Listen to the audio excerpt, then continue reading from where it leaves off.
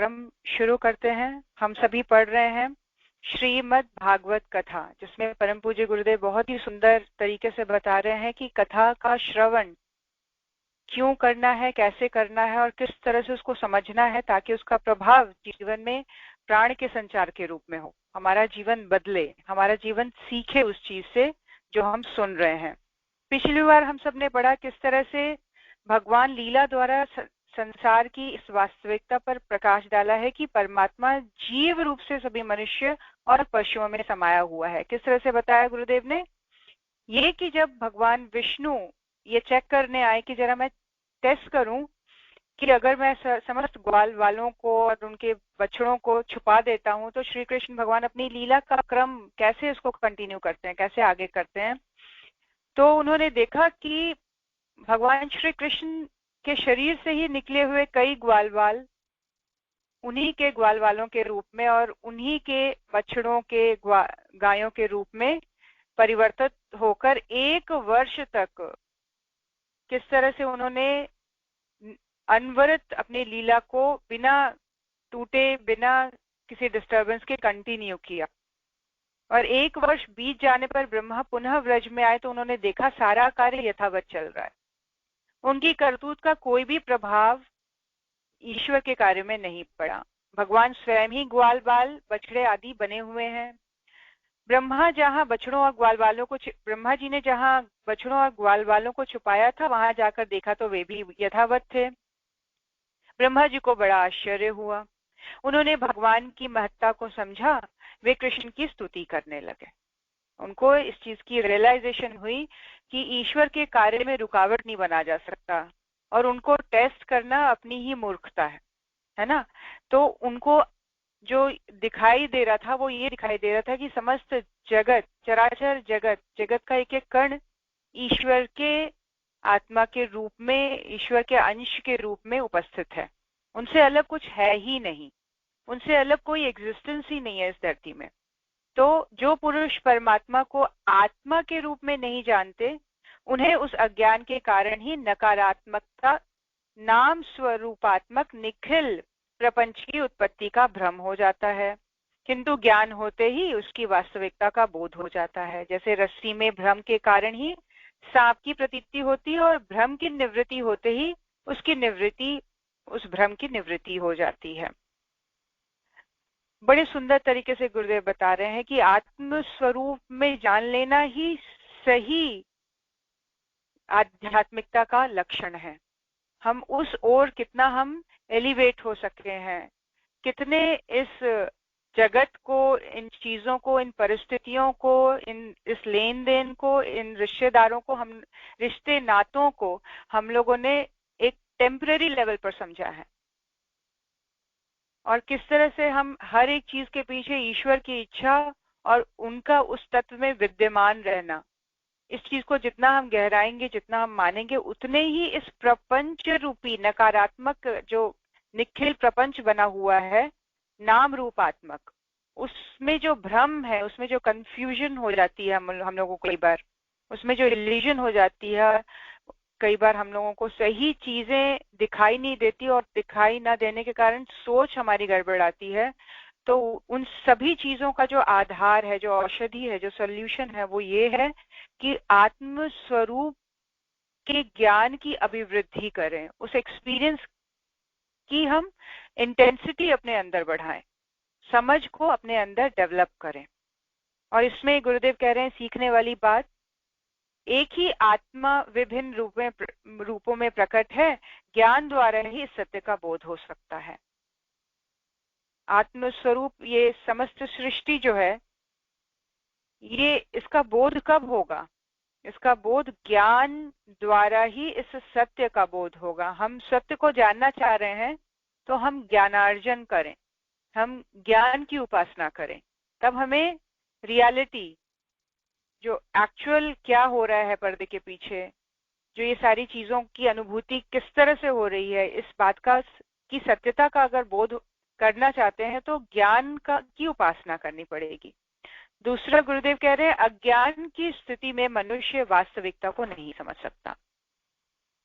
हम अपने इंटेलिजेंस के लेवल को, नॉलेज के लेवल को वहीं रखें, उसमें कोई प्रयास ना करें, उसमें कोई एफर्ट ना डालें, और हम ये इस बात को लेकर चले कि किसी भी तरह की कंफ्यूजन की स्थिति अपने जीवन में नहीं बनेगी, तो ये संभव नहीं है। अगर हम हर तरह के इल्यूजन को मिटा देना चाहते हैं, हर तरह के भ्रम को, असत्य को अपने जीवन से उखाड़ देना चाहते हैं, तो अज्ञान की स्थिति से ऊपर उठना पड़ेगा। और गुरुदेव के साहित्य, गुरुदेव का रचा हुआ साहित्य, गुरुदेव का कारण शरीर एक बहुत जबरदस्त सोर्स हम सबको इस जीवन में मिला है, जो हमारी अज्ञानता को दूर करेगा और सत्य का बोध कराएगा। और सत्य के बोध होते ही हम देखेंगे जीवन में बहुत सारी चीजें हमें लाइट लगने लग जाएंगी, बहुत आसान लगने लग जाएंगी लेकर चलना। छोड़ना नहीं किसी भी चीज को, कहीं से भागना नहीं है, किसी चीज को छोड़ना नहीं है, त्यागना नहीं है, समझ लेना है, ठीक तरह से उसको देख लेना है, और उसकी इंटेंसिटी को अपने जीवन में बिल्कुल नगण्य स्तर पर ले आने की का ज्ञान का अभिवर्धन करना है अपने जीवन में, कि सामने जो चीज है सो है, उसको बदला नहीं जा सकता, लेकिन उसका इम्पैक्ट अपने ऊपर कितना आने दिया जाए, इस चीज को कंट्रोल किया जा सकता है। आगे गुरुदेव लिख रहे हैं, भगवान कितने आश्चर्य की बात है कि आप हैं सबके आत्मा, पर लोग आपको पराया मानते हैं। शरीर आदि पराये हैं, किंतु उनको आत्मा मान बैठते और उसके बाद आपको कहीं और खोजने लगते हैं। भला अज्ञानी जीवों का यह कितना बड़ा अज्ञान है। क्या कह रहे हैं गुरुदेव कि बड़ी ही आश्चर्य की बात है, ब्रह्मा जी को ये रियलाइजेशन हुई सब कुछ देखने के बाद कि कितनी आश्चर्य की बात है कि आप सबकी आत्मा के रूप में अवस्थित हैं, लेकिन फिर भी लोग आपको ढूंढने निकलते हैं, बाहर की तरफ खोजते हैं, कहीं जाकर, जंगल में जाकर, कहीं दूर अपने परिवार से होने के बाद, किसी प्रोसेस में पूरी तरह से टाइटली इंडल्ज हो जाने के बाद, किसी कर्म कांड में पूरी तरह से अपने आप को ढाल लेने के बाद हम सोचते हैं कि हमें भगवान की प्राप्ति होगी। ये कितनी बड़ी अज्ञानता है। भला अज्ञानी जीवों का यह कितना बड़ा अज्ञान है कि वो आपको ढूंढने निकलता है, बल्कि आपकी उपस्थिति आत्मा के रूप में उसी के हृदय स्थान पे है। सच्चिदानंद स्वरूप श्याम सुंदर अभी तक राग द्वेष आदि दोष चोर के समान सर्वस्व अपहरण करते रहते हैं, तभी तक घर और उसके समस्त बंधनों में बांध कर रखते हैं, और तभी तक मोह पैर को बेड़ियों की तरह जकड़े रहता है जब तक जीव आपका नहीं हो जाता। इसका मतलब गुरुदेव कह रहे हैं, सीखने वाली बात, भगवान का हो जाने का अर्थ है स्वयं को उनके प्रति समर्पित कर देना, उनसे भिन्न इच्छाएं न रखना। हमने ये वर्ड कितनी बार सुना होगा, समर्पण। समर्पण सही मायने में है अपनी इच्छाओं को, जिनसे प्यार है, जिनसे हमें अट्रैक्शन है, जिनसे हमें एक क्षण भर के लिए भी इस तरह से भाव आता है कि ये मनुष्य नहीं, ईश्वर के अवतारी चेतना है, तो उनके लिए क्या हम अपनी इच्छाओं को उनके चरणों में समर्पित नहीं कर सकते? इच्छाओं से अपने अपने आप को हम खाली ना कर दें। तो भगवान का हो जाने का अर्थ है समर्पण, और समर्पण का अर्थ है कि हमारे अंदर इच्छाएं उनकी इच्छा के अनुसार जागे। जो गुरुदेव की इच्छा पूरी हो, इस तरह का भाव अगर हमारी उपासना में जुड़ जाता है तो ये है स्वयं को अर्पित कर देना। हम स्वयं कब हैं? जब हमारे अंदर इच्छाएं हैं, आकांक्षाएं हैं, ईगो है, एक्सपेक्टेशंस हैं, डिजायर्स हैं, तब तक हम हैं। लेकिन हम कब नहीं रहेंगे? जब ये सारी चीजें हम उनकी इच्छा के साथ घोल देंगे, समर्पित कर देंगे, अपने आप को खाली कर देंगे, तब हमारी सारी प्रॉब्लम्स दूर हो जाएंगी।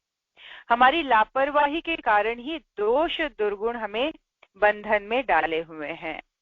हम जान तो सब रहे हैं, लेकिन पूरी तरह से ध्यान देना नहीं चाह रहे हैं, या उबरना नहीं चाह रहे हैं, या कहीं ना कहीं इस कीचड़ में बैठने में ही, एक परेशानी में घुले रहने में ही एक आनंद की स्थिति बनी हुई है हमारी, जिसको लो लेवल का आनंद कहा जा सकता है, जिसको मूर्खता कहा जा सकता है, जिसको ये कहा जा सकता है कि विवेक का जागरण पूरी तरह से नहीं हो पा रहा है। हम डरने में, भयभीत रहने में, आक्रांत रहने में, कभी दुखी रहने में, कभी खिन्न और परेशान रहने में ही कंफर्टेबल हो गए हैं। और यही अज्ञानता है, यही लापरवाही है, और इसी के कारण ही दोष दुर्गुण हमें बांधे रखता है, और ज्यादा एक तरह से जंजीरें पड़ती जाती हैं इस लापरवाही के कारण। हम अलर्ट हो जाएं, हम देखें कि हमें कितना दुखी होना है, हम देखें कि हमें कितनी इच्छाएं रखनी है, हम देखें कि हमें दौड़ना कितना है इस संसार की दौड़ में। एक भीड़ की जो दौड़ है उसमें हमें कितना साथ होके चलना है, हमें कब अपनी दौड़ को ब्रेक कर देना है, कब हमें अपना डायरेक्शन चेंज कर देना है, कब हमने बिल्कुल ही यू टर्न ले लेना है। तो ये जब लापरवाही खत्म होगी तो ऑटोमेटिकली जो दुर्गुण है हमारे अंदर, जो दोष हैं, वो अपने आप धुलते घुलते चले जाएंगे, मिटते चले जाएंगे। इस प्रकार भगवान की स्तुति कर ब्रह्मा ने सभी ग्वाल बाल और बछड़ों को यथास्थान पहुंचा दिया। कृष्ण ने अपने रूपों को समेट लिया, बालकों को इस रहस्य का पता ही नहीं लगा। वे उसी प्रकार भोजन कर रहे थे। कृष्ण बछड़ों को लेकर आ गए। सबने मिलकर ब्रज की ओर प्रस्थान किया। इस अवधि में सभी लोगों में अपने बच्चों और बछड़ों के प्रति अत्यधिक स्नेह उमड़ता रहा, क्योंकि जगत आत्मा श्री कृष्ण स्वयं ही उन रूपों में उनके पास थे। ये जो एक वर्ष बीता वो बड़ा ही दिव्य बीता, क्योंकि वो बालक और वो बच्चे ग्वाल बाल और वो गायें बछड़े इतने दिव्य लगते थे कि उनको अत्यधिक सबसे प्रेम मिलता था, सबसे सम्मान मिलता था। माँ बाप बोलते थे आज मेरा बच्चा कुछ अलग ही चमकदार लग रहा है, कुछ अलग ही प्रेम और वात्सल्य इसके लिए मेरे मन से, हृदय से निकल रहा है। वो बात ही कुछ और थी जो एक वर्ष कृष्ण भगवान के अलग अलग रूप अलग अलग घरों में रहे, गाय बछड़े बनकर और ग्वाल बाल बनकर। इस अवधि में सभी लोगों ने अपने बच्चों और बछड़ों के प्रति अत्यधिक स्नेह सबके मन में उमड़ा, क्योंकि जगत आत्मा श्री कृष्ण स्वयं ही उन रूपों में उनके पास विद्यमान थे। श्री सुखदेव जी कहते हैं, राजन, संसार के सभी प्राणी अपनी आत्मा से ही प्रेम करते हैं। पुत्र से, धन से या किसी से जो प्रेम होता है वह तो इसीलिए कि वे वस्तुएं अपनी आत्मा को प्रिय लगती हैं। सही बात है, प्यार एक्चुअली हम अपने आप से करते हैं। हमें जो चीज प्रिय लगती है, हमें जहां पर ज्यादा प्रेम मिलता है, ज्यादा स्नेह मिलता है, ज्यादा सम्मान मिलता है, फिर वहां पर हम अपना सब कुछ न्यौछावर करने का सोचते हैं। क्यों? क्योंकि वहां से कुछ चीजें हमें मिल रही हैं, प्राप्त हो रही हैं। तो वास्तविक जो प्रेम है वो सामने वाले व्यक्ति से नहीं है, उस व्यक्ति के द्वारा दिया गया प्रेम से है, सम्मान से है, आदर से है, स्नेह और प्रेम से है। इसीलिए वस्तुएं अपनी आत्मा को प्रिय लगती हैं, वो वस्तुएं जो आनंद देती हैं। सीखने वाली बात गुरुदेव बता रहे हैं, आत्मा से प्रेम करने का मतलब आत्म कल्याण से है और आत्महित सर्वोपरि है। अतः हमें सबसे अधिक प्रयास इसी दिशा में करना चाहिए। क्या कह रहे हैं गुरुदेव कि आत्मा से प्रेम करने का मतलब क्या है? मतलब है आत्म कल्याण के मार्ग पर आरूढ़ हो जाना। शरीर से प्रेम करने का मतलब है शरीर के लेवल पर सेटिस्फाई करने के लिए आरूढ़ हो जाना। अब शरीर से जो प्रेम करते हैं वो नेगेटिव सेंस में दिखा जाए तो फिर वो आलसी की तरह रहते हैं, ज्यादा सोते हैं, ज्यादा खाते हैं, है ना, ज्यादा फिजिकल लेवल पर एंजॉयमेंट करना चाहते हैं। वहीं पे उनका रूटीन और तौर तरीका अलग होता है। और दूसरा एक शरीर से प्रेम करना ये भी है कि वो व्यक्ति जो शरीर को स्वस्थ रखना चाहे, शरीर को कसरत कराए, जिम जाए, योगा करे, ध्यान मेडिटेशन करे, ये भी शरीर को स्वस्थ रखने के प्रति आसक्ति है। तो दोनों ही लेवल में आप डिफरेंस को देखिए इंटेंशन का। और उसी लेवल पर आत्मा से प्रेम करने का मतलब क्या है? गुरुदेव कह रहे हैं ये सिर्फ आत्म कल्याण का मार्ग है, जिसके माध्यम से मेरा कल्याण हो, मैं जो आत्म स्वरूप हूं उसका कल्याण हो। और आत्महित सर्वोपरि हित है, इस बात का ज्ञान गुरुदेव कह रहे हैं सबसे मतलब एक बहुत ही डीप लेवल पर हमें होना चाहिए और हर भरसक प्रयास हमें करना चाहिए इस मार्ग पर आगे बढ़ने के लिए कि हमारा आत्महित हो, क्योंकि वही सर्वोपरि है। श्री कृष्ण और बलराम कुछ और बड़े हुए तथा उनकी आयु के अनुसार उन्हें और बड़ी जिम्मेदारियां सौंपी गईं।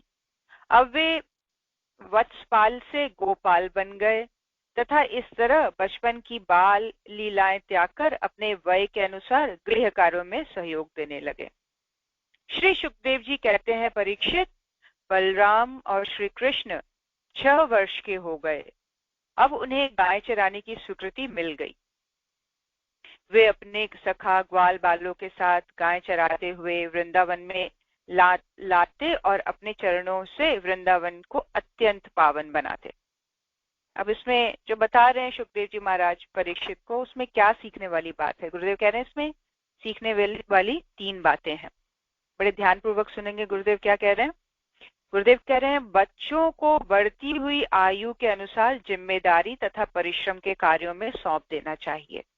बिल्कुल भी इस बात के लिए नहीं घबराना चाहिए कि वो कैसे करेगा, वो इतना स्ट्रेस कैसे लेगा, इतना बर्डन कैसे लेगा, उसे कैसे हो पाएगा। ये जो हमारी खुद की कमजोर दुर्बल भावनाएं हैं, ये हमारे बच्चों पर प्रभाव डालती हैं। आप एक बार अंतर मन से उसको आशीर्वाद दीजिए और आप अपने अंदर एक दृढ़ता लाइए कि ये कर सकता है, कर सकती है। तो उस लेवल पर जैसे जैसे उसकी एज बढ़ती है बच्चों की, उसी एज के अकॉर्डिंग उनके ऊपर रिस्पॉन्सिबिलिटीज डालना शुरू कर देना चाहिए। ये उनके ग्रोथ के लिए इम्पोर्टेंट है। गुरुदेव कह रहे हैं, श्रम का सम्मान करना चाहिए। यद्यपि नंद बाबा नौकरों से भी कार्य करा सकते थे, किंतु कृष्ण को गाय चराने का कार्य सौंपा गया था। नंद बाबा एक समृद्ध परिवार के व्यक्ति थे, जो वहां वृंदावन के सभी लोग उनकी बात मानते थे। मतलब he was one of the VIP, जिनके पास बहुत सारे काम करने वाले लोग थे, नौकर थे, लेकिन वो चाहते तो गाय चराने का काम दे सकते थे। लेकिन ऐसा कार्य जिसमें दिन रात धूप में बैठना है, मेहनत करनी है, डिसिप्लिन रखना है, अलर्ट रहना है कि गाय ग्वाल बाल गाय बछड़े इधर उधर ना हो जाएं, गुम ना हो जाएं, अपनी सिक्योरिटी का ध्यान रखना है। सोचिए, चैलेंज शुरू से ही है। बिल्कुल बाल काले से उनके ऊपर अटैक्स होने शुरू हो गए हैं। उनका जीवन कोई मस्ती भरा नहीं है, लेकिन उनकी आनंद की सीमा नहीं दिखाई देती। यहाँ पे क्या कह रहे हैं कि नौकरों से कार्य करवा लेना हम सबके पास ऑप्शन है, लेकिन समझदार व्यक्ति वो है जो अपने बच्चों की फुल ग्रोथ के लिए, प्रॉपर ग्रोथ के लिए, डेवलपमेंट के लिए उनको रिस्पॉन्सिबिलिटीज दे। कृष्ण भगवान को गाय चराने जैसे डिफिकल्ट कार्य सौंपे गए थे। तीसरा, स्वीकृति मिल गई का अर्थ श्री कृष्ण स्वतः इस कार्य के लिए उत्सुक थे। नवयुवकों को इस वृत्ति का अनुसरण करना चाहिए। यूथ में, यंग गर्ल्स एंड बॉयज में ये टेंडेंसी होनी चाहिए कि हम जल्द से जल्द इंडिपेंडेंट बने, हम जल्दी से जल्दी बड़ी से बड़ी रिस्पॉन्सिबिलिटीज लें। ये उनके अंदर एक भाव स्वयं ही जागृत होना चाहिए। इस चीज के लिए उनको उनके अंदर उत्सुकता होनी चाहिए। कृष्ण और बलराम ने ब्रज में सहकारिता का सुंदर आदर्श प्रस्तुत किया। सभी साथी सवेरे ही अपनी अपनी गायों को लेकर वन में चले जाते और वहां तरह तरह के खेलों तथा कार्यों द्वारा मनोरंजन एवं परिश्रम करते। संगीत तथा गीत के कार्यक्रम भी होते। पक्षियों की बोली और उनकी चाल का अनुसरण करते हुए अभिनय भी होता। इस तरह दिन भर हंसी खुशी का वातावरण बना रहा।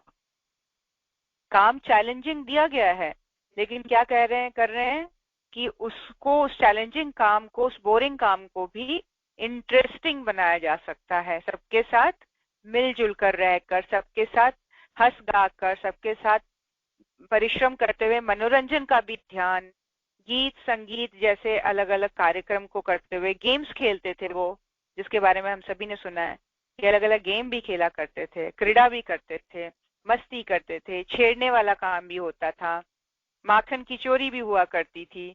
तो इस तरह से हम लोग देखें कि किस तरह डिफरेंट एक्टिविटीज के थ्रू भगवान ने अपने इस कार्य को, जो कि एक बहुत रिस्पॉन्सिबिलिटी वाला कार्य था, किस तरह से उन्होंने इंटरेस्टिंग बनाया। तो ये हम देखें कि हम अपने जीवन में कोई अगर हमें रिस्पॉन्सिबिलिटी दी गई है या बच्चों को दी गई है, तो उनको ये भी सिखाएं कि बेटा ये रिस्पॉन्सिबिलिटी के साथ तुम एंजॉयमेंट को भी ऐड कर सकते हो, तुम इसको एंटरटेनमेंट जैसा कुछ क्रम इसका बना सकते हो, ताकि ये तुम्हारे लिए ये काम बोझ ना बने, ये बर्डन ना बने, ये बोरिंग ना रहे, है ना।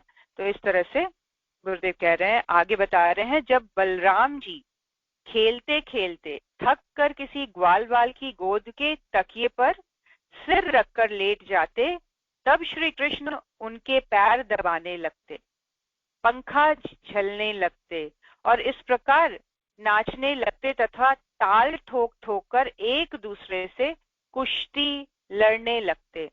तब श्याम और राम दोनों भाई हाथ में हाथ डालकर खड़े हो जाते और हंस हंसकर वाह वाह करने लगते। तो ये बता रहे हैं किस तरह से खेलते खेलते थक कर एक दूसरे की गोद में सो जाना, एक दूसरे को छेड़ना, एक दूसरे को पंखा झेलना, नाचना गाना, ताल ठोक कर एक दूसरे से कुश्ती करनी, किस तरह से डिफरेंट डिफरेंट एक्टिविटीज के थ्रू उन्होंने इसको इंटरेस्टिंग बनाया हुआ था।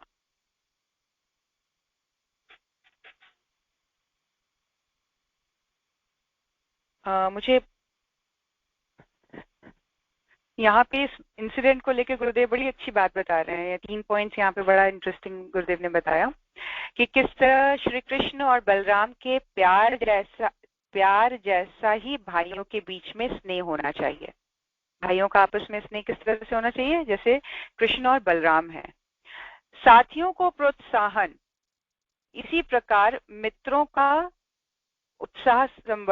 उत्साहवर्धन करना चाहिए। साथियों को प्रोत्साहन देते रहें और सभी मित्रों को का उत्साह भी बढ़ाते रहिए। आप जिस भी कार्य में हैं, चाहे आप ऑफिस में हैं, चाहे आपका सोशल फ्रेंड सर्कल है, चाहे आप किसी बिजनेस में हैं, चाहे आपकी शॉप है, आपके अंदर काम करने वाले लोग हैं, आप सबके बीच में एक प्रोत्साहन बढ़ाने का कार्य और उत्साह संवर्धन का कार्य करना चाहिए। तीसरा पॉइंट गुरुदेव बता रहे हैं, स्वस्थ मनोरंजक खेलों द्वारा मनोरंजन एवं व्यायाम दोनों का ही लाभ मिलता है ना। जो खेल होता है, जो स्वास्थ्य मनोरंजक खेल होते हैं, उससे ना सिर्फ मनोरंजन होता है बल्कि स्वास्थ्य संवर्धन भी होता है। तो हम इस तरह से देखें कि किस तरह हम अपने बच्चों को इन सब ऐसी चीजों में इंडल्ज कर सकते हैं। एक दिन श्री कृष्ण के सखा श्री दामा ने उनसे कहा, यहाँ से थोड़ी दूर पर ताड़ का एक वन है जिसमें पके हुए फल लगे हैं, किंतु वहां धेनुकासुर नाम का दैत्य गधे के रूप में अपने साथियों के साथ रहता है। उसके कारण कोई भी उस दिन वन के फल नहीं खा सकता। आप हमें वहां के फल अवश्य खिलाइए।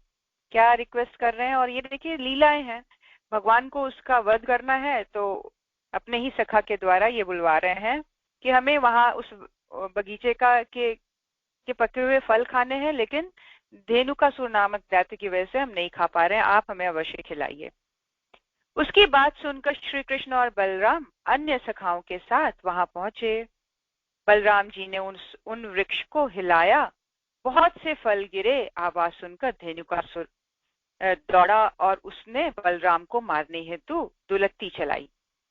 बलराम जी ने अपने एक ही हाथ से उसके दोनों पैर पकड़ लिए और उसे आकाश में घुमाकर एक ताड़ के पेड़ पर दे मारा।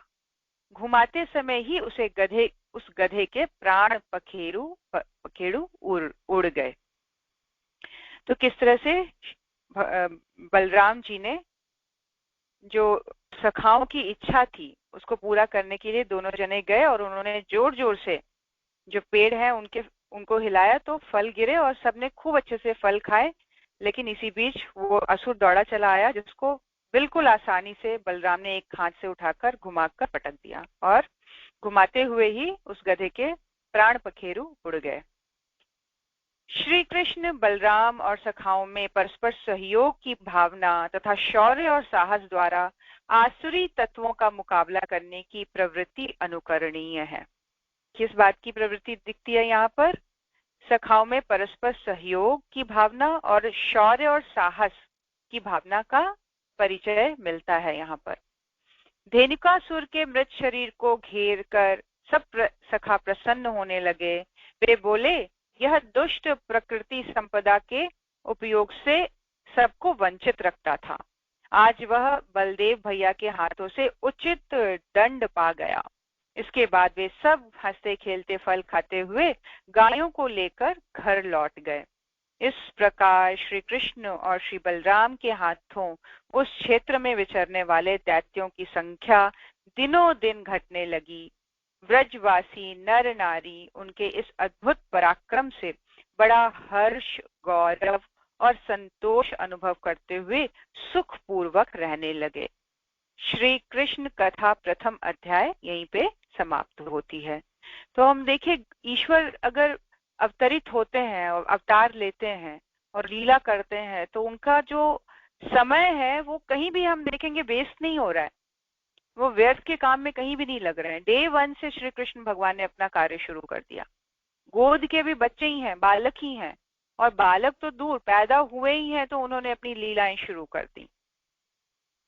तो हम ये देखें कि हम अपने जीवन में इस प्रकार, हमारे जीवन में कौन है जिसने असंभव जैसे दिखने वाले कार्य किए हैं। अब परम पूज्य गुरुदेव की जीवनी जब हम पढ़ते हैं, या आप लोगों ने अगर पूरी तरह से उनकी जीवनी को पढ़ा है बचपन से लेकर, तो वो शुरू से ही एक क्रांतिकारी थे, एक रिवॉल्यूशनरी की तरह उन्होंने जीवन को जिया है। समाज में जैसी जैसी परिस्थिति बनती गई, उनके कार्य रूप उसके अकॉर्डिंग चेंज होते रहे। वो हर अव्यवस्था के अगेंस्ट खड़े होते चले गए, और ये लड़ाई इनकी अंत तक, समय तक चली, और इच्छा अनुसार उन्होंने फिर शरीर को त्याग कर आज भी हम सबके बीच उतने ही इंटेंस वे में, उतने ही डीपली वो हम सबसे कनेक्टेड है, बल्कि पहले से ज्यादा उनका कारण शरीर हमारे पास है। और आज उनका नाम लेते ही हम उनकी सहायता को प्राप्त कर लेते हैं, हमारा विश्वास उनको हमारे सामने प्रकट कर देता है। तो हम देखें कि अवतारी चेतना किस तरह से अपना कार्य करती है। वो चैलेंजिंग से चैलेंजिंग सिचुएशन होते हुए भी सबसे आनंदपूर्ण तरीके से जीवन को बिताती है। ज्यादा कुछ जानने का अपने बारे में प्रयास ना करें। अगर अपनी आध्यात्मिकता को टेस्ट करना है तो सिर्फ यही देखें कि हम आनंदित कितने रहते हैं, हम खुश कितने रहते हैं, हम कंटेंट कितने रहते हैं, हम सेटिस्फाइड कितने रहते हैं। यही बताएगा कि हम कितने सही मायने में हमने अपनी प्रगति की है, आत्मिक प्रगति। ज्यादा कुछ दूर जाने की जरूरत नहीं है। चक्रों के और ग्रंथियां जागृत हुई कि नहीं, ये सब कुछ नहीं देखने की आवश्यकता है। सिर्फ एकमात्र एक चीज देखिए कि हमारी प्रसन्नता का स्तर कितना ऊंचा उठा है, हम कितने सेटिस्फाइड हैं, हमें चीजें डिस्टर्ब कितना कम से कम करती हैं, उसी लेवल पे टेस्टिंग हो जाएगी। और दूसरा, हम भय से कितने मुक्त हुए हैं। ये बहुत बड़ा एक स्केल है जो बता देता है कि हम एक्चुअली सही मार्ग पर चल रहे हैं कि नहीं, सही मायने में हमने अध्यात्म को अपने जीवन में अपनाया है कि नहीं, सही मायने में गुरु के प्रति विश्वास जागृत हुआ है या नहीं, श्रद्धा और समर्पण और प्रज्ञा जैसी चीजें किस लेवल में हमारे अंदर डेवलप हुई हैं, उसी लेवल पर आनंद का स्तर रहेगा, उसी लेवल पर हम भय से बिल्कुल मुक्त रहेंगे। भय से मुक्त होना एक बहुत बड़ा साइन है कि हम बिल्कुल सही ट्रैक पे हैं। क्योंकि भय एक कमजोर आत्मा की रिफ्लेक्शन है, और आत्मा कमजोर सिर्फ और सिर्फ गलत करने या सोचने से होती है, और किसी भी तरीके से नहीं। आत्मा की कमजोरी, दुर्बलता वहीं से आती है। गलत सोच रहे हैं या गलत कर रहे हैं, या दोनों चीजें साथ साथ चल रही हैं। और ये अगर स्ट्रांग होता चला जाता है, हमारा सोचना सही होता चला जाता है, हमारा करना वैलिड होता चला जाता है, तो भय जैसा तत्व हमारे जीवन से निकलता चला जाता है, और उसी लेवल पर हम ईश्वरीय शक्तियों के सानिध्य में गहराई से जुड़ते चले जाते हैं। तो ये दो स्केल बहुत मेजर है, बहुत मोटे स्केल्स हैं। इसमें इस लेवल पर आसानी से अपनी टेस्टिंग की जा सकती है कि मेरे आनंद का स्तर कितना बढ़ा और भय का स्तर कितना घटा। आगे के क्रम में गुरुदेव द्वितीय अध्याय शुरू कर रहे हैं। गुरुदेव लिख रहे हैं, बिना किसी बंधन के स्वेच्छा से ही शरीर धारण करने वाले मूर्तिमान ज्ञान स्वरूप सर्वस्व, सबके आदि कारण तथा सबके आत्म रूप में अवस्थित रहने वाले प्रभु, आपको नमस्कार है। प्रथम श्लोक, द्वितीय अध्याय। फिर से पढ़ती हूँ, समझने का प्रयास करें। बिना किसी बंधन के स्वेच्छा से ही शरीर धारण करने वाले मूर्तिमान ज्ञान स्वरूप सर्वस्व, सबके आदि कारण तथा सबके आत्म रूप में अवस्थित रहने वाले प्रभु, आपको नमस्कार है। सीखने वाली बात गुरुदेव बता रहे हैं, ईश्वर बंधन मुक्त है, वे स्वेच्छा से ही अवतरित होते हैं। उनको किसी कोई भी कार्मिक फोर्स के कारण जन्म नहीं लेना पड़ता। उनके संसार में आने का कोई दूसरा कारण नहीं होता है, सिर्फ और सिर्फ उनके अपनी विल के कारण, अपनी स्वेच्छा से, अपने ही डिसीजन से वो शरीर संसार में अवतरित होते हैं, अवतार लेते हैं। दूसरा पॉइंट, परमात्मा को मूर्ति रूप नहीं विशुद्ध ज्ञान रूप ही मानना चाहिए। मानने की बात यहाँ पे गुरुदेव कह रहे हैं कि ठीक है, आंखों को एक स्ट्रक्चर चाहिए उनका ध्यान करने के लिए, उनका मनन चिंतन करने के लिए, बट वो स्ट्रक्चर भगवान नहीं है। भगवान ज्ञान के रूप में है, नॉलेज के रूप में है, क्लैरिटी के रूप में है, अंडरस्टैंडिंग के रूप में है। ये हमारे अंदर कितनी डेवलप होगी, उतनी हमारी प्रसन्नता बढ़ेगी, उतनी हमारी चिंताएं घटेंगी, उतना हमारा भय खत्म होगा, उतनी हमारी अनिश्चितता घटेगी, उतने हमारा कॉन्फिडेंस लेवल बढ़ेगा, उतनी हमारे अंदर दृढ़ता आएगी, और उसी के लेवल पर श्रद्धा और समर्पण का कंटेंट अपने अंदर बढ़ता चला जाएगा। तो ये क्या है, परमात्मा को ज्ञान रूप में समझना। और ज्ञान परमात्मा का नहीं, हम उसको कितना जान पा रहे हैं।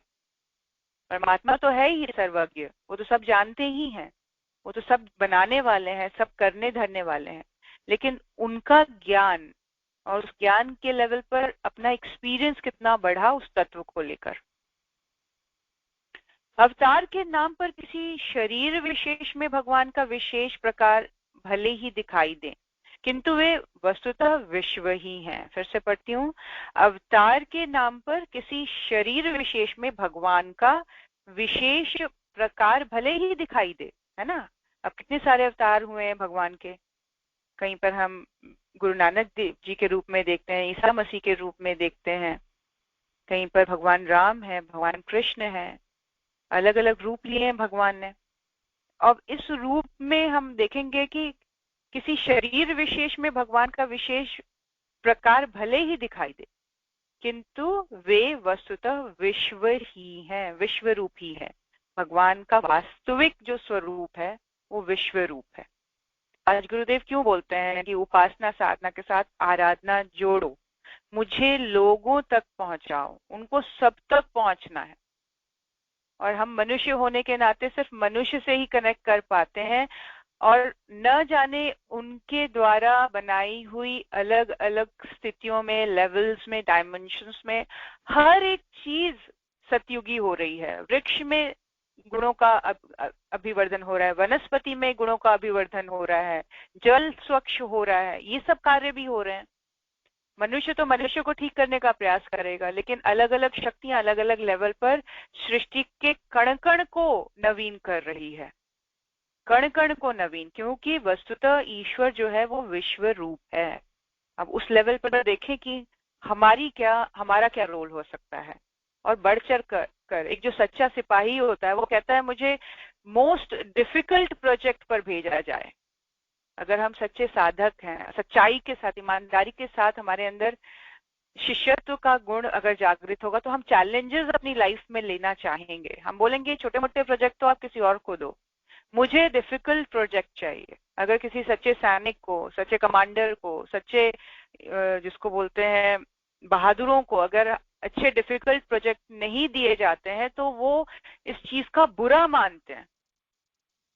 वो इस चीज को इस तरह से मानते हैं कि मुझे केपेबल नहीं माना गया, मुझे हे माना गया, कमजोर माना गया, मेरी इंटेलिजेंसी को एक्सेप्टेंस नहीं मिली है। वो चैलेंज को लेते हैं, वो गुस्सा करते हैं। उसी तरह हम सभी के अंदर ये दृढ़ता होनी चाहिए कि बढ़ चढ़ कर हम प्रोजेक्ट्स को लें। हम देखें हमारा रोल हाई से हाईएस्ट कैसे हो सकता है, फाइन से फाइनेस्ट लेवल तक हम कैसे जा सकते हैं। क्या चीज है जो मेरे अंदर कुछ करने को मुझे रोकती है, उसको बिल्कुल मिटा देना। जिसको गुरुदेव ने कहा है ना कि दैत्यों को तुरंत उसी क्षण मिटाने का प्रयास करें, मिटा देने का, उखाड़ देने का। अपने अंदर के दैत्य जो भय के नाम पर है, जो हर चीज को बोलता है ये मेरे लिए पॉसिबल नहीं है, जो क्रोध के नाम पर है, इन सब चीजों को तत्क्षण उखाड़ देने का, उस क्षण के लिए उसको उखाड़ दीजिए। अपने कॉन्शियसनेस में ज्यादा जगह नहीं देना, उखाड़ देना है, उसको स्पेस नहीं देना, उखाड़ देना है। ये नहीं कि हमेशा के लिए आपका भय मिट गया, हमेशा के लिए आपका क्रोध खत्म हो, ऐसा नहीं होता है। थ्रू आउट लाइफ बड़े से बड़े साधकों के जीवन में ऐसा नहीं होता है कुछ भी, कि कोई चीज चली गई तो थ्रू आउट लाइफ के लिए चली गई। नहीं, वो जो द्वंद्व है वो इजी हो गया है, वो लड़ना है वो प्रभावशाली हो गया है। वो जो लड़ाई है वो बहुत ही एक क्षण के लिए हो जाती है। फिर कई बार हम एक कमजोरी दुर्बलता को लेकर कई घंटे, कई महीने, कई सालों तक हम लड़ते ही रह जाते हैं, लेकिन प्रबलता तब आ गई अपने अंदर जब उसको समझा दिया और वो चीज गॉन है, अब वो आगे आपको डिस्टर्ब नहीं कर रही है। फिर आप किसी और इम्पोर्टेंट काम में पूरी तरह से इंडल्ज हो गए, है ना। कोई भाव, कहीं पे कुछ गलत किसी ने कह दिया, कहीं पे कुछ गलत आपके साथ कर दिया है, अब वो चीज कितनी अपने ऊपर प्रभाव डालना है, इस चीज का कंट्रोल हाथ में आ जाना ही उस चीज का उखड़ जाना है। कंट्रोल आ गया, अब मेरे हाथ में ऑफ करने का बटन आ गया है। ऑफ करने का बटन होना बहुत जरूरी है, बस इसी को उखाड़ देना गुरुदेव ने कहा। तो ये हम अपने अंदर देखें कि किस तरह से ये वृत्तियां, कब, जब हम इस विश्व स्वरूप को ही परमात्मा स्वरूप समझें। गुरु कोई फिजिकल बॉडी तक ही लिमिटेड नहीं है, और ना ही इस मनुष्य जीवन को